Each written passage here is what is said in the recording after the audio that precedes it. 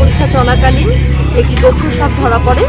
আমরা সঙ্গে সঙ্গে সেন্টারকে জানাই 1303। সেখান থেকে আমাদের যিনি সেন্টার কাউন্সিল নমিনি তিনি আসেন এবং ওনাদের অনুমতিক্রমে আমরা গ্রিন জলপাইগুড়ি রঙ্কুর দাসকে খবর দেই। শ্রী রঙ্কুর দাস মহাশয় ঘটনাক্রমে আমাদের সুনীতিওয়ালা সদর উচ্চ বালিকা বিদ্যালয়ের একজন অভিভাবক বটে। তিনি আসেন এবং সাপটিকে ধরে নিয়ে যান। আমাদের সঙ্গে এখানে কিন্তু যিনি সেন্টারের কাউন্সিলের নমিনি তিনিও আছেন।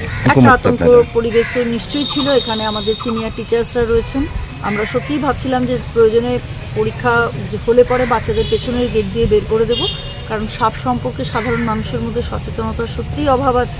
সাপ এই শব্দটাই যেন আমাদের মধ্যে একটা। সুনীতিওয়ালা সদর বালিকা উচ্চ বিদ্যালয় থেকে আমাদের কাছে খবর আসে যে একটা গোখরো সাপ স্কুলের যে মাঠ মানে ভিতরে যে কম্পাস সেখানে ঘুরে বেড়াচ্ছে কয়েকদিন ধরেই। তো সেখানে আমাদের খবর পেয়ে আমরা আসি, কারণ এখানে একটা উচ্চ মাধ্যমিক পরীক্ষা চলছে এবং একটা আতঙ্কের পরিবেশ তৈরি হচ্ছিল। আমরা আসি এবং একটা পূর্ণবয়স্ক গোখরো সাপকে উদ্ধার করি। এই মুহূর্তে স্কুলকে আতঙ্কমুক্ত করতে পেরে ভালো লাগছে।